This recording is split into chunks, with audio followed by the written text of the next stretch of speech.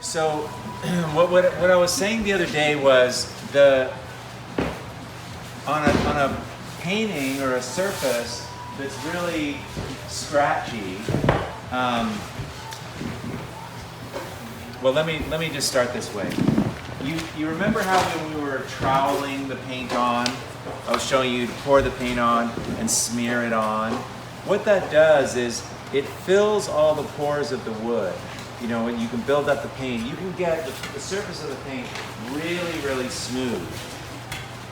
And that is kind of what happens when the surface gets really smooth is that it reflects the light and it looks smooth because the sunlight comes down and when something's really smooth, it just bounces right off into our eyes. The whole thing, we just get that like at the front of a Porsche. It's like, whoa, it's just this shiny, smooth.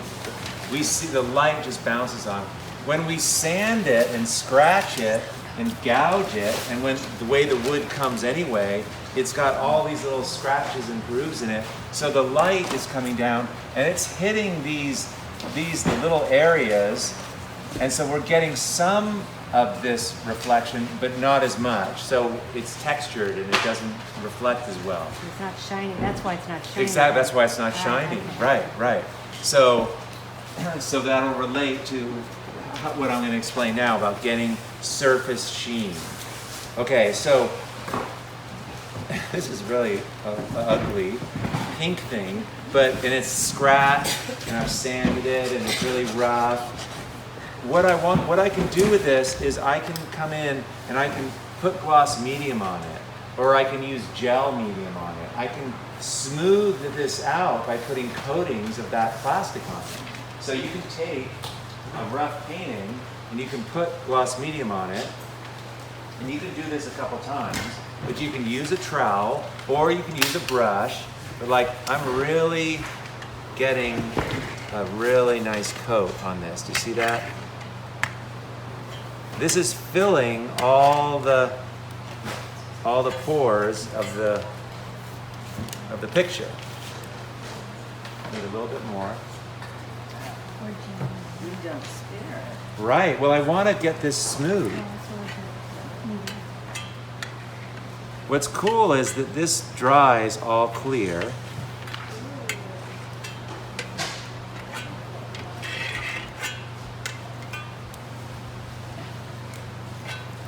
You know, I think I might be, if this works out with her doing this little film, this is going to maybe be my Sunday blog post that I put on Sunday. So this is the workshop at Esalen, and these are all the victims.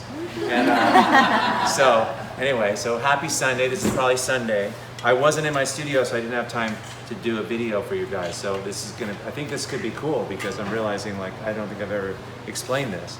But anyway, so this is gloss medium, and we're putting it on here, and you want to let it dry, you know, flat, obviously, or it's going to run everywhere.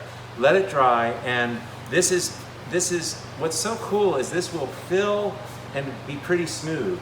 You can then let it dry, and then you can come again and do it again. And you can get it after a couple coats very smooth. It's kind of amazing, and it's very shiny and very smooth.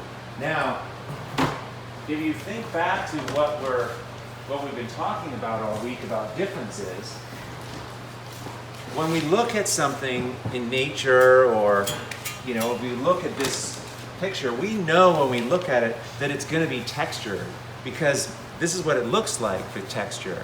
So when you see a painting like this, you think of texture, it makes you feel textured, but if it's finished smooth, when you walk up close to it, it's smooth when you get up close, and it's like, wait a second. It's like, you know, those resin paintings, you know, paintings that like they're very intoxicating because they're so smooth and they're textural, but they're smooth. Those are opposites, smooth and rough. So we're leveraging this idea of opposites even to the point of in the gallery. Like this surface thing is a huge thing about making your painting irresistible. You want to make someone touch it. That's what we're doing here. This is why I'm talking about. We want to make this a seductive surface. So that's just an interesting thing, having a textured surface that when you get up close is kind of smooth and all that. Okay.